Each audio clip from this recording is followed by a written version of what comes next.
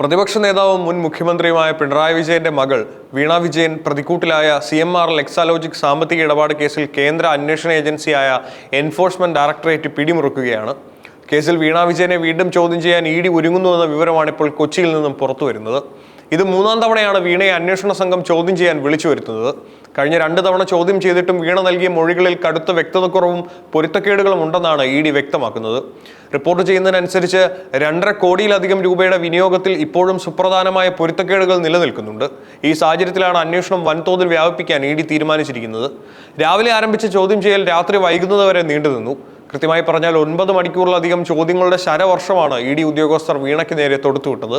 എന്നാൽ ഈ ദീർഘമായ ചോദ്യം ചെയ്യലിനൊടുവിൽ എൻഫോഴ്സ്മെന്റ് ഡയറക്ടറേറ്റ് എത്തിച്ചേർന്നിരിക്കുന്ന നിഗമനം വീണ വിജയൻ നൽകിയ മൊഴികളിൽ കടുത്ത വ്യക്തതക്കുറവും വലിയ പൊരുത്തക്കേടുകളും ഉണ്ട് എന്നാണ്. ഈ ചോദ്യം ചെയ്യലിന് തൊട്ടു മുൻപായി കേന്ദ്ര ഏജൻസി അതീവ രഹസ്യമായി മറ്റൊരു നീക്കം കൂടി നടത്തിയിരുന്നു. വീണയുടെ HDFC ബാങ്കിലെ അക്കൗണ്ട് ED നേരത്തെ തന്നെ മരവിപ്പിച്ചിരുന്നതാണ്.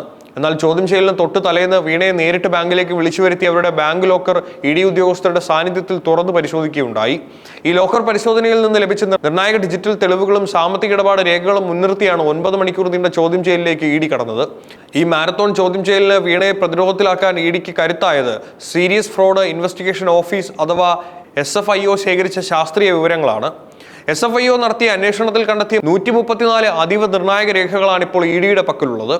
വീണ വിജയന്റെയും അവരുടെ IT കമ്പനിയായ എക്സാലോജിക്കിന്റെയും CMRLുമായി ബന്ധപ്പെട്ട ഒറിജിനൽ കരാറുകൾ, കഴിഞ്ഞ വർഷങ്ങളിൽ വീണ വിജയൻ സമർപ്പിച്ച IT റിട്ടേണുകളുടെ വിവരങ്ങൾ, മുൻപ് വിവിധ ഏജൻസികൾക്ക് മുൻപിൽ നൽകിയ വിശദമായ മൊഴിപ്പകർപ്പുകൾ, ഈ 134 രേഖകളും ചോദ്യം ചെയ്യൽ വേളയിൽ വീണ നൽകിയ തത്സമയ മറുപടികളും തമ്മിൽ ഒത്തുനോക്കുമ്പോൾ EDക്ക് പലയിടത്തും കടുത്ത പൊരുത്തക്കേടുകൾ ബോധ്യപ്പെട്ടു.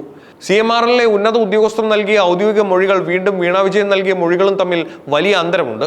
പ്രധാനമായും 2 കോടി രൂപയുടെ വിനിയോഗവുമായി ബന്ധപ്പെട്ടിട്ടാണ് ഈ തർക്കം നിലനിൽക്കുന്നത്. മൊഴികളിലെ ഈ പൊരുത്തക്കേടുകൾ അത്ര എളുപ്പം വിട്ടുകളയാൻ ED തയ്യാറല്ല. അത് പരിഹരിക്കാൻ അടുത്ത ആഴ്ച വീണ്ടും വീണ വിജയനെ കൊച്ചി ഓഫീസിലേക്ക് വിളിച്ചു വരുത്തുകയാണ്. ഇത് 3ാം തവണയാണ് വീണ EDക്ക് മുന്നിലെത്തുക. വീണയോടൊപ്പം തന്നെ CMRLിലെ ഉന്നത ഉദ്യോഗസ്ഥരെയും വീണ്ടും ചോദ്യം ചെയ്യും. ഇരു കൂട്ടരെയും ഒരുമിച്ചിരുത്തി ചോദ്യം ചെയ്യാനുള്ള സാധ്യതയും ED വൃത്തങ്ങൾ നൽകുന്നുണ്ട്.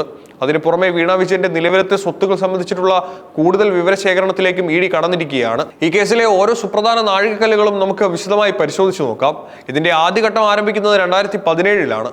കരിമണൽ കമ്പനിയായ CMRL മുൻ മുഖ്യമന്ത്രിയും ഇപ്പോഴത്തെ പ്രതിപക്ഷ നേതാവുമായ പിണറായി വിജയന്റെ മകൾ വീണ വിജയന്റെ ഉടമസ്ഥതയിലുള്ള എക്സാലോജിക് സൊല്യൂഷൻസ് എന്ന IT കമ്പനിയുമായി ഒരു പ്രത്യേക കരാറിൽ ഏർപ്പെടുന്നു. ഈ കാലയളവിൽ IT സേവനങ്ങളുടെ പ്രതിഫലം എന്ന വ്യാജേനെ CMRL കമ്പനി വീണയുടെ അക്കൗണ്ടിലേക്ക് കൃത്യമായി മാസം തോറും പണം കൈമാറി. 3 വർഷം കൊണ്ട് എക്സാലോജിക്കിന് ലഭിച്ചത് 1,72 ലക്ഷം രൂപയാണ്. അതിനു പുറമെ വീണയ്ക്ക് വ്യക്തിപരമായി വേറെയും ലക്ഷങ്ങൾ ലഭിച്ചതായി രേഖകൾ വ്യക്തമാക്കുന്നു. CMRLന് സോഫ്റ്റ്വെയർ സേവനങ്ങൾ നൽകിയെന്ന് അവകാശപ്പെട്ടെങ്കിലും CMRL ഓഫീസുകളിൽ നടത്തിയ പരിശോധനയിൽ അത്തരം യാതൊരു IT സേവനങ്ങളും അവർക്ക് ലഭിച്ചില്ലെന്ന് വ്യക്തമായി. അതായത് സേവനം നൽകാതെ പണം കൈപ്പറ്റി.